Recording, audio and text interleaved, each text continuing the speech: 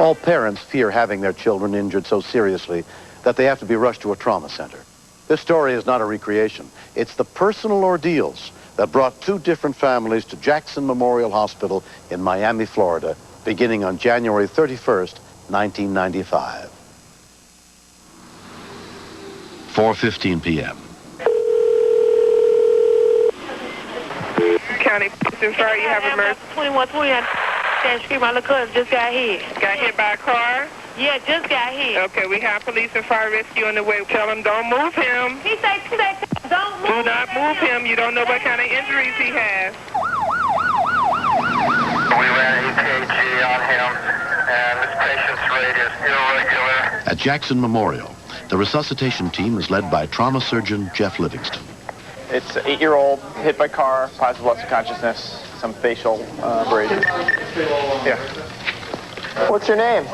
Terrell. Terrell. Do you remember what happened, Terrell? No? No, I haven't. Okay. For a child, a small child, it's a very scary experience, and you need to try to keep them calm so you can do your job as quickly as you're able to. Just relax. How do you feel, Terrell? Do you hurt anywhere? Yeah. Where? Okay, baby. He had multiple abrasions on his face, on his arms, on his legs. Can we get x-ray in here, please? Yeah, it's okay. There was a short period of time where his heart rate was a little bit irregular and slower than it should be. But the thing that worried me the most was the agitated state that he was in, and the fact that we weren't able to calm him. You're Taryn's mother? Taryn's mother? Do you know what happened to him? I heard an ice cream truck when I was in next door. He must have snuck to the ice cream truck. Next thing you know, my other little boy came in. Mom called 911. Tara just got hit. We're going to go and take him to get a special x-ray of his head to make sure he doesn't have any injuries in his head. He's a lot more relaxed now, huh? Yeah. How'd you calm him down? Actually worried me because he's a little too relaxed. We see a lot of kids come in after getting hit by a vehicle, and they have life-threatening injuries. What's your number? It looks negative just looking at it. The CAT scan showed that he didn't have any evidence of a severe injury inside the brain. He's got to be considered extremely, extremely lucky. It's cool. Hey, baby. You okay? Mommy not mad, okay? You love me? Love you too. Don't cry. It's gonna be all right. Okay? You still mama baby. You love me? You love your brother now? He love you too. February 1st, 4 p.m. County Police and Fire, you have emergency. What's wrong? The TV fell on the baby. It's blood coming out from his nose. Please, hurry. Please. Hello, ma'am. Hello? Yes, please tell me what's going on there. Her son is bleeding. I don't know what happened to her. How old is the baby? 2 years old, please. Send someone, please. Did he fall? He's unconscious. Please send an ambulance. 2-year-old Carlton Campbell is brought in by Metro Dade Air Rescue and put under the care of trauma physician Annie Chenvichai. What happened to this kid? He was dragging a TV set or pulling on the cord, and the TV set fell on top of him. When you see that there's some fluid coming out of the ears, you have to wonder, is this blood coming from his brain, or is this blood coming from a laceration on the outside? Okay, baby. This looked like it was coming from the inside, which would make you think he has some sort of skull fracture. Yeah, it's all in the head. He's got blood coming out of his radius. Okay, thank you. Mom's outside. She told me, she was upset when she was talking to me. She told me it's just the head. The TV was on a stand and he pulled it down onto himself by the cord?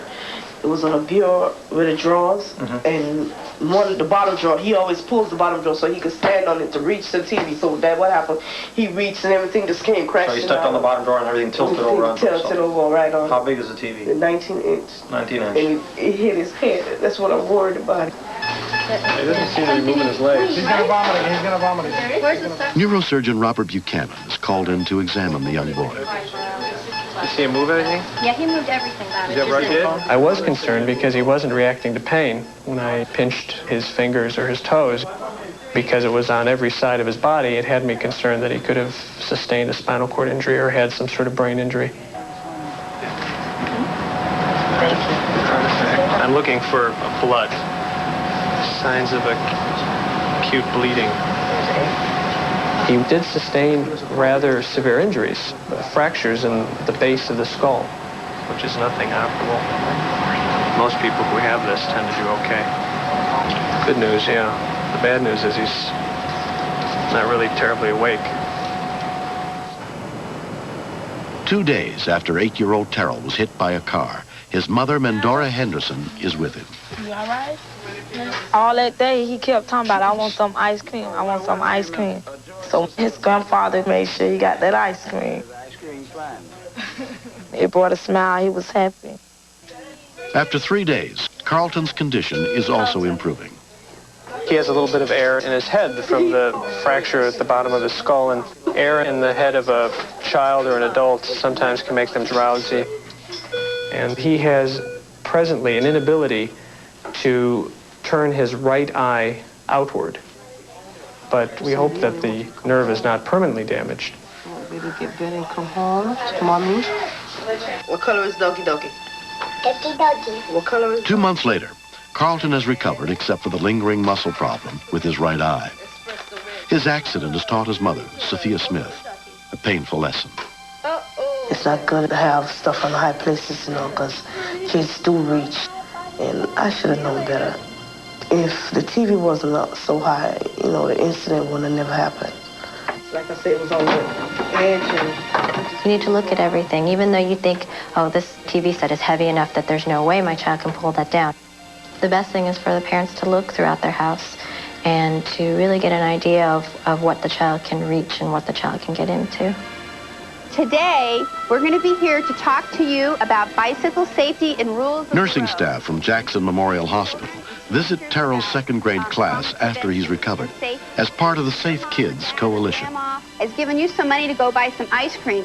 What do we need to do when we run out toward that truck? What do we need to remember? Throw? Look both ways. Look before you crossing the street. Right. Look 3 ways, left, right, left again. Why do we want to look left again after we look right? So if you look right, you don't know if another car coming that way. That's right. So you need to look how many ways? 3. 3 ways. If all children would stop, look, listen, and wait, maybe it would put the trauma centers out of business, and that might be bad for us, but we'd rather not see the trauma to begin with. So we need to protect our thinking machine, right? I want to thank the people that helped me get better. The paramedics and the doctors are heroes. All right. Okay, everybody did really well.